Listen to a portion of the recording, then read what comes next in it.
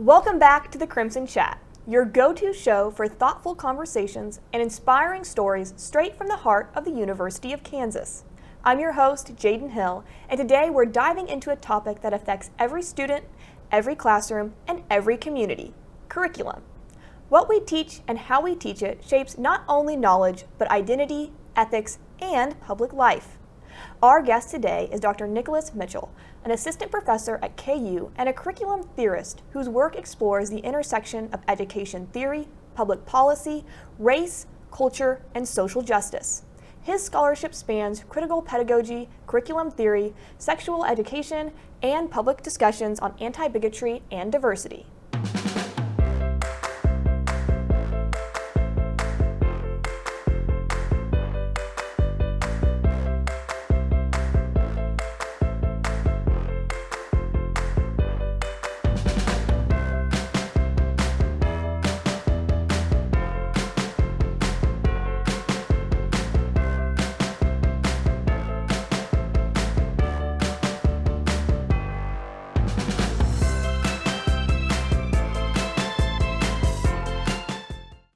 Dr. Mitchell, welcome to the Crimson Chat. We're so glad you are here. But before we dive into curriculum theory and critical pedagogy, we'd love to get to know you a little bit.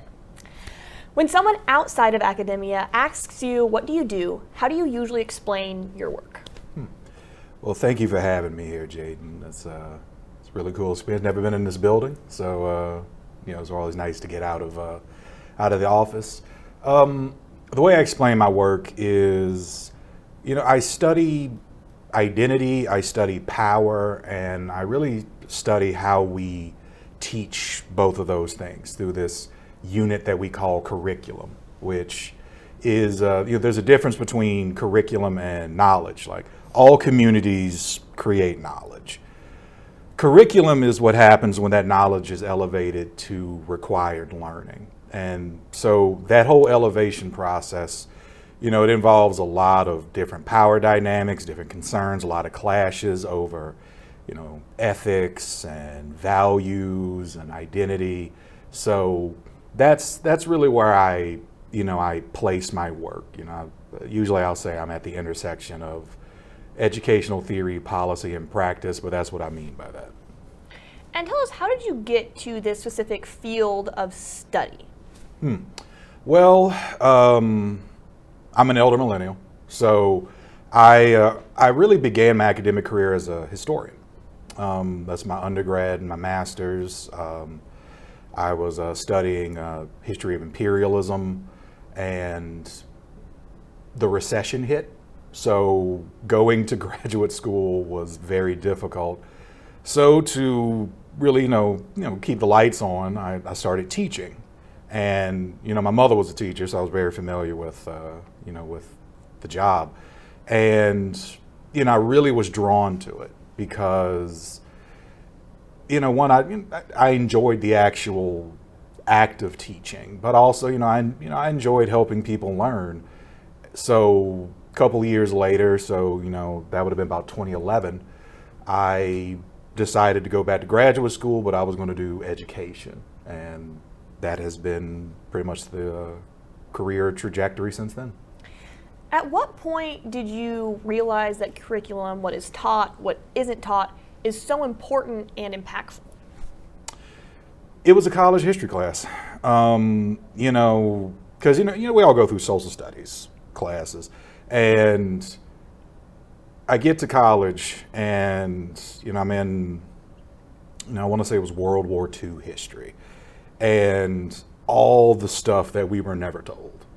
And I'm just like, it really just blew my mind. And, that's when I started asking, like, well, they could have told me this in high school. Why were we not told about all of these different historical figures and really important moments? Same thing with American history. And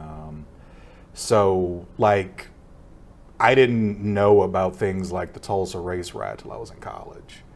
And, that really put it in my mind. But when I started teaching and I started seeing what was left out, and I started kind of bringing in different different historical tidbits to expand the social studies curriculum. But it really wasn't until I got to doctoral school that they gave all of this names and explained the processes. So that's really how that, how I got involved in that aspect of it. And you've been involved outside of just academia. You've written and spoken about it publicly. I mean, even like what you're doing today. What has motivated you to step outside of just the academic field?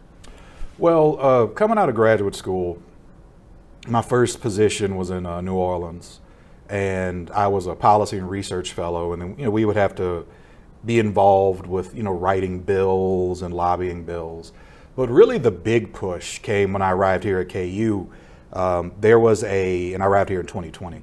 There was a program. It was called the Public Scholars Program, and I applied for it, and I got in, and it was they is really teaching you how to do public scholarship, which is to to write essays for like mainline publications, so CNN, Fox News, MS Now, and that's how I got involved in that, and it did really become a really big part of my my scholarship, my portfolio, and just I guess the vibe I try to cultivate as an academic, because my idea is like I don't want to keep the stuff that we talk about and the things we learn just confined over here on on Jayhawk Boulevard.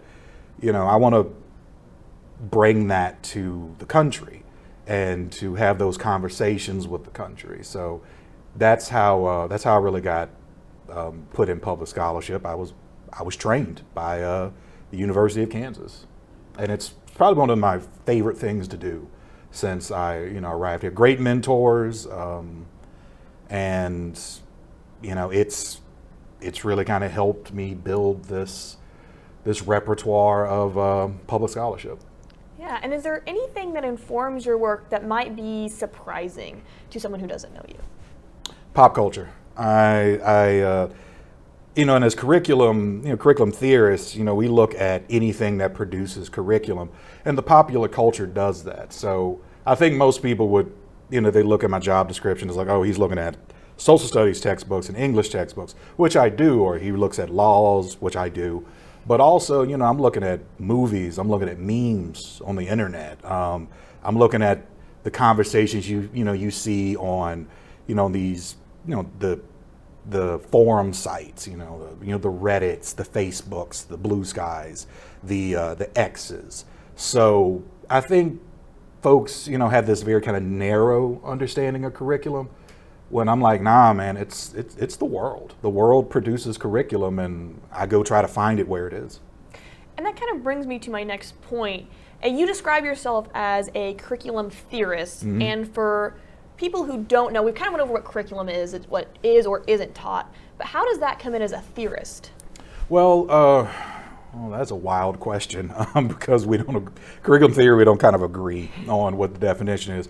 But I would say the broadest definition is the examination of how curriculum is created from multiple perspectives. So you can go historical, you can go pedagogical, which is more like the traditional route. You can go more social foundations, anthropological, legal, and the big thing we're asking is, why did the curriculum get orchestrated like this? And there was a scholar named Clyburn who talked about curriculum as a metaphor for what should be. And people create it based on their, he called it, hidden criteria, which are the things they value and what's the message they want to give. And so that's how I engage with it, is I'm looking for, this hidden criteria, and I look at something and I'm like, what is this a metaphor for, right? What are we actually trying to teach people? What are we actually trying to impart to the youth or to adults or to the country? And you also talk about how the relationship between policy and classroom practices come together. Is that also a form of this curriculum, this idea of what should be? Oh, absolutely. I would encourage anybody to watch an education committee hearing, and you think it's going to be the driest thing in the world. It's not. It is, and you see all these ideologies, you see all these politics, however you want to define the politics, they're all at play because we're all really debating, what should we teach? And often it's about society.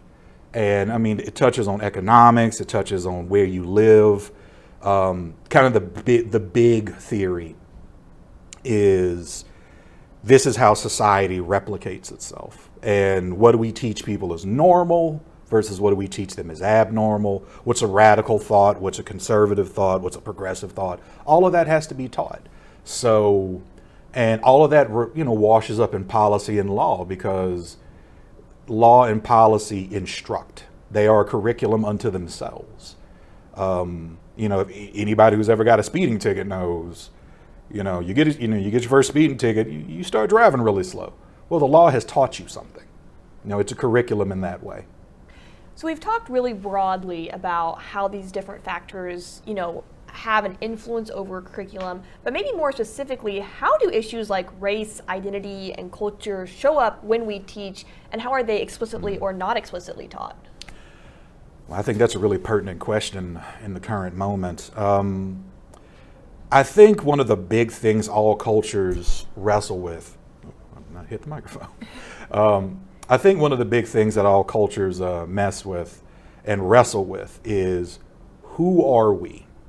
And who do we want to be? And that is how, that's where I think race and ethnicity and class and gender and ableism and where you from, and I don't mean that simply in the sense of what state are you from or what city are you from? What part of the city are you from? All of that matters. So all of that really gets put in the pot when we're discussing curriculum. What should we teach? What shouldn't we teach? What things are age appropriate? What things are controversial? But then again, how do we define what is controversial? Controversial according to whom? So I think that is how all of that really roils together in this, these really tense moments when we're really fighting over what should we teach, what book should we assign. But, the reality of what we're dealing with is a much larger cultural question, and it is, who are we? Who do we want to be? To zoom in even a little bit more, you teach courses like critical pedagogy, exploring gender and sexualities in curriculum. What does it mean to practice critical pedagogy, and what is actually just pedagogy? Well, pedagogy is really what you do. It is your philosophy of teaching, and praxis is very particularly how do you run a classroom. Critical pedagogy, it takes the position that the position of education is to liberate, and it's to liberate the oppressed and the oppressor. And the way to do this is to build a critical awareness of society. They're called critical literacies, and there's a wide range of them. So you can really get into it with for all the students at KU, do you guys understand how a credit card works? Do you understand how those interest rates work? That is a critical literacy because that's a huge financial issue. And, you can apply that to race, you can apply that to, to gender, anything really that's a social construct, but also, living in a particular area, how we design cities, how we design buildings. Do they mesh with the environment or do they clash with the environment? I think everybody knows if you build a building that does not, comport to the environment, it will fall apart because the environment will eat it. So, but the big thing with critical pedagogy is, how do we liberate people towards, full rights, full human dignity? So it's really one of the more explicitly political aspects of pedagogy. Do you feel like that ties into the debates right now over critical race theory and diversitive initiatives? And how do these public debates affect educators and this pedagogy that teachers are doing in the classrooms? Oh, I think it absolutely, it absolutely matters. And with a lot of the debates about critical race theory and how do we talk about diversity in the curriculum, those go back to what I was talking about earlier. Those are much larger debates over who are we, who do we want to be, and also who have we been. So you have this, in my view, you're really having this battle over the narrative about, if we're talking about the United States, what is the quality of life in America? What is the quality of culture? And how do we talk about, topics that are really, really, difficult and can take you to some very dark places? One of my favorite things about studying, history is, history does not care how you feel about it. It's a record of what happened. And how do you wrestle with that? But also, it's the clash of how people see themselves and how do they define culture and how they understand the world, and how does that clash with how, reality really is. So, absolutely that it's a multi-sided debate. And, when we talk about a lot of this, it all washes up in the curriculum because at the end of the day, we have to teach about American history. If you're in like an English curriculum, well, we talk about the canon of English literature, right? Or, the canon of poetry. Well, whose books are being read, whose poems are being read? All of that becomes very political in that sense. And you get a lot of clashes over that. And, that doesn't mean that, everything that is presented is true or it's constructed well.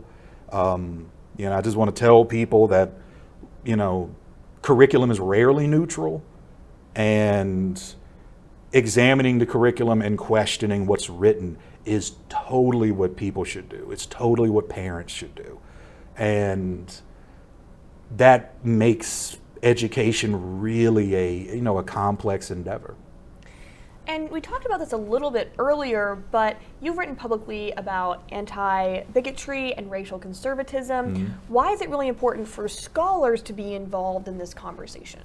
I think it's important for scholars to be involved in these conversations because one thing about the popular culture is it will take something that's really an academic idea, and it can mangle it, and it could do that unintentionally, it could do that intentionally. And for those of us who are, we're really steeped in this sort of research, I think it's important for us to be willing to step into, the public eye to explain things and to sometimes correct, misinterpretations or distortions. I think it's the same thing as you see with the hard sciences and science communication, where they're often like, no, that's not what that means. That's not what that data actually says. And I think, for those of us in the social sciences and the humanities, I think that's also a very important role that we play. That, we're not just sequestered on campus. We are of service to the community and to the state and to the country as a whole. And as a teacher, you both taught in high school, you now teach as a college professor. How do you help students navigate those combustible conversations about race, identity, gender, culture, etc.? Well, I start with grace because I know that these conversations are very difficult. And I allow people to ask questions sloppily. Because, sometimes you have a student, they're thinking through this and they're trying to figure out how to word it. And, I'm very much encouraging, like, look, not everything's clean. Sometimes you have to sit with contradictions. Multiple things can be true at the same time. But I also insist that whatever a student says, whatever point you want to make, you have to own what you said. Like, do not try to blame other people for their reaction to what you said, because, therefore I really, I'm encouraging them to be reflective and really, think about what you want to say. But also with other students in the class, like, guys, you got to let them figure it out, because sometimes people are talking through new thoughts. These are new ideas. They're just grappling with them, or they're speaking about something very personal. So for me, it is, intellectual diversity is really important, right? one, I think it benefits everyone to be exposed to different ideas and different perspectives, but also for people who believe something, devoutly, it's important that your ideas be stretched and be challenged, be pushed on. One, because it gives you a broader knowledge base to discuss these things, but also it forces you to really think about it and to make your arguments stronger. And really, it can reinforce these positions that you hold.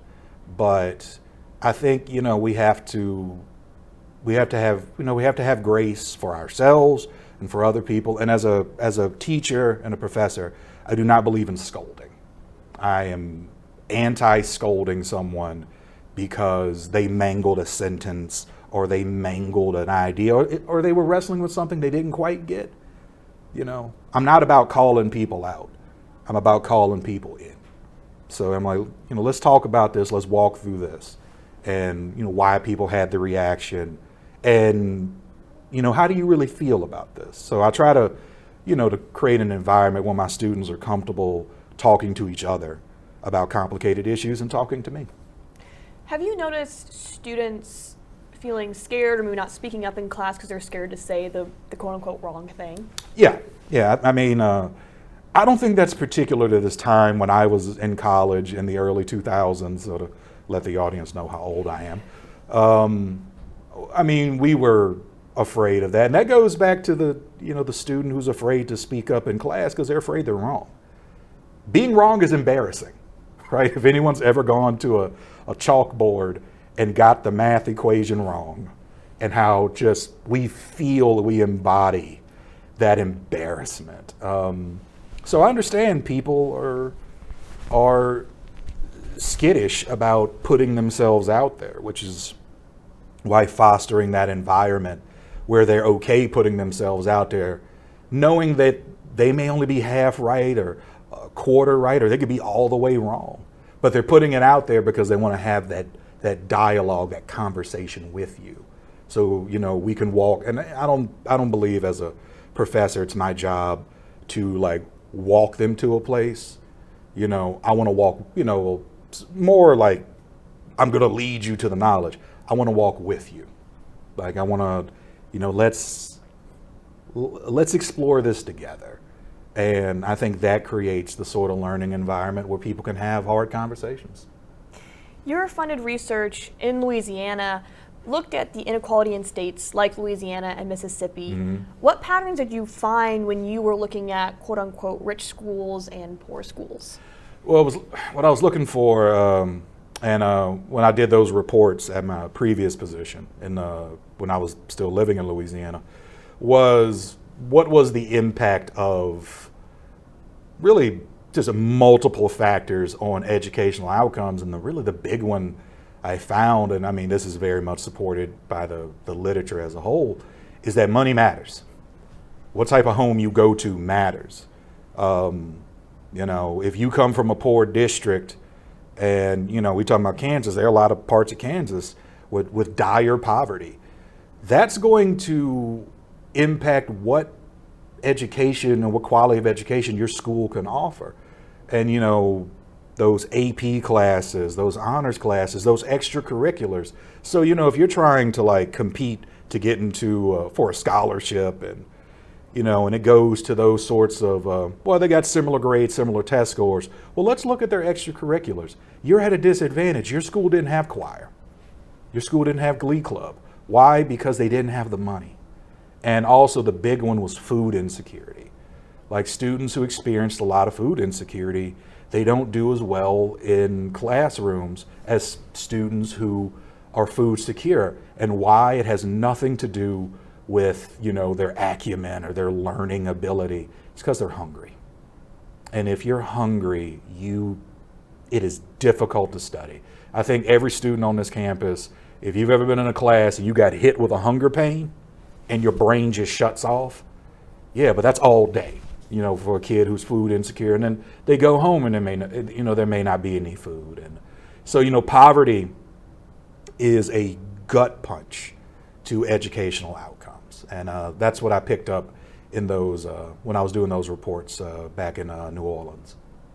Is there a misconception people have about multicultural education or social justice studies that you would like to clear up? I would say with social justice, I think the big misconception is that social justice can really just be anything to everyone.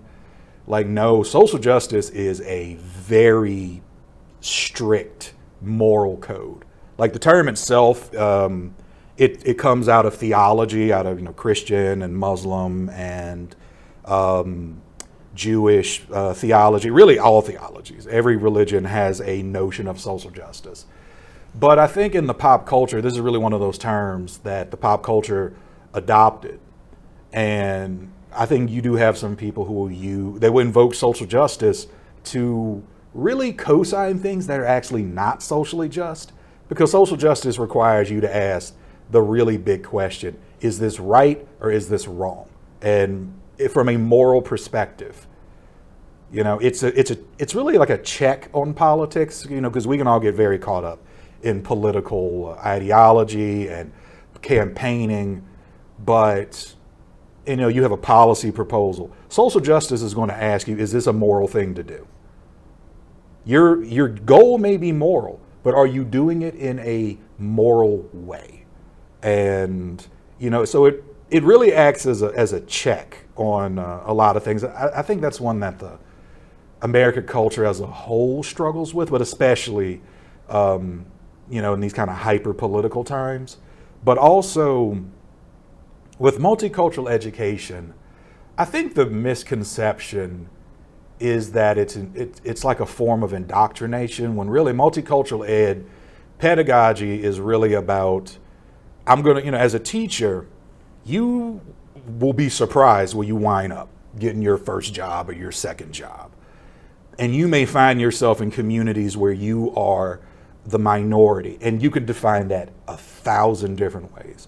Like if you grew up poor and you wind up teaching at a school that serves, rich children, rich families, you're a minority. You don't know about that experience. Vice versa, if you grew up, food secure, now you're in a community that's food insecure, you're going to be a minority. And of course, there are the racial aspects, and that cuts both ways. You could, let's say, you'd be a white teacher who winds up in a majority Hispanic school or majority black school. Flip it, because I've been this teacher. You can be I'm a black teacher, and I found myself teaching at a high school that was majority white.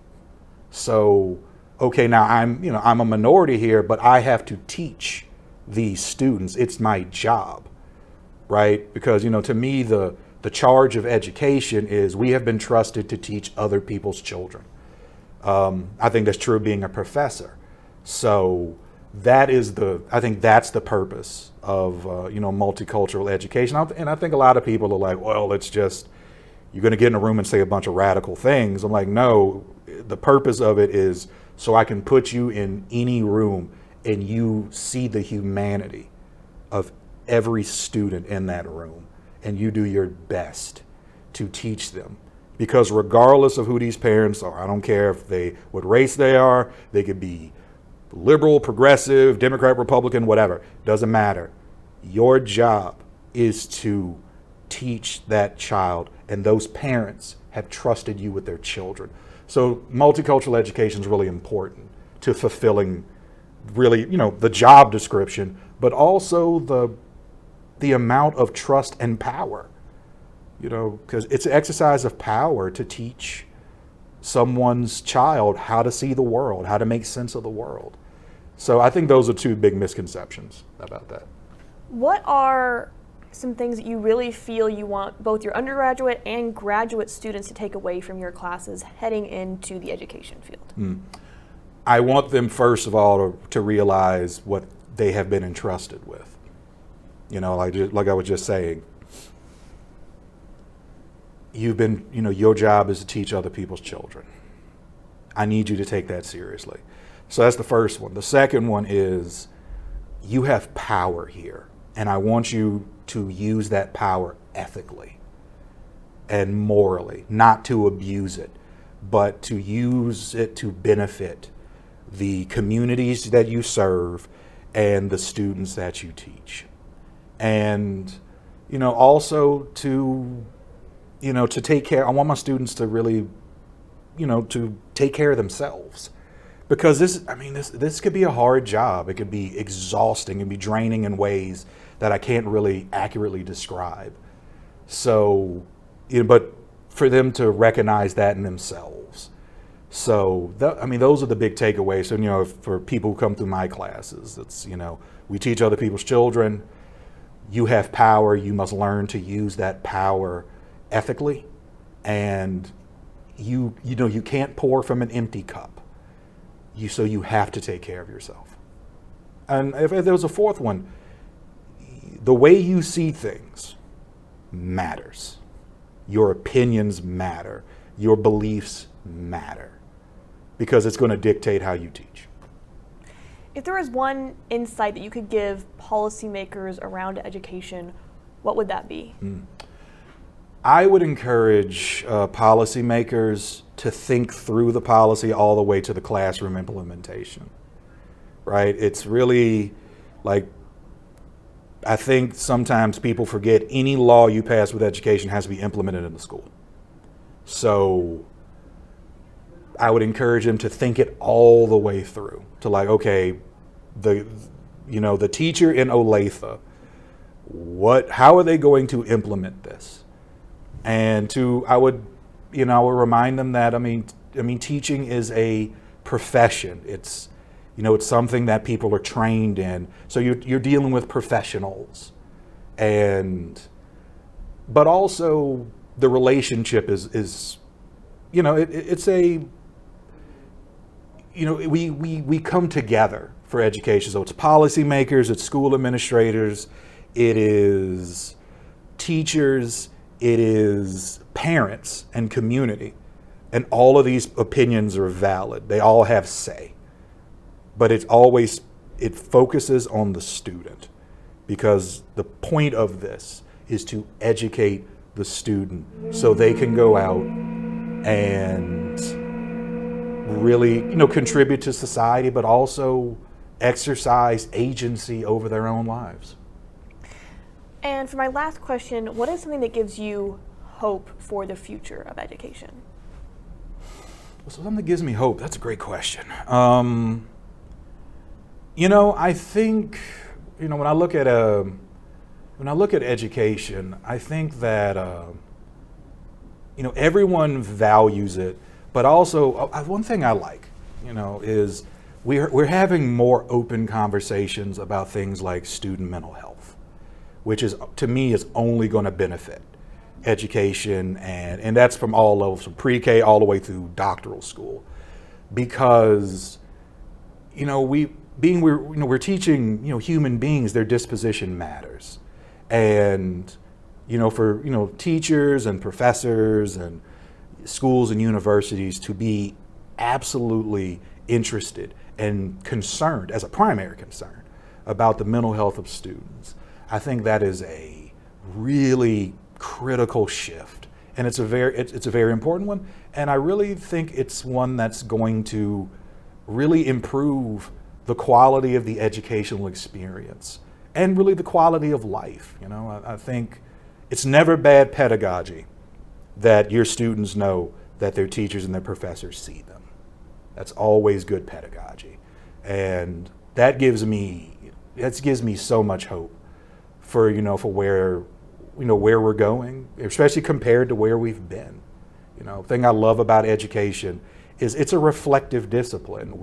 We're constantly looking back at our mistakes, but also things that it worked at a time, and maybe the social environment wasn't great, so it hindered it, but the idea was sound, and we can reach back and pull these old ideas. We're like, oh man, this works in a world where everything's digital. It works better than it did in the 1940s, where mass media was really just the radio and newspapers and movies. So that gives me a lot of hope. Intrinsically, I'm an optimist. So so I always look for the bright spots. Well, that makes, I think, all of us a little hopeful, because I know education can be a dicey topic right now, but I think overall, I think we are headed in a good direction.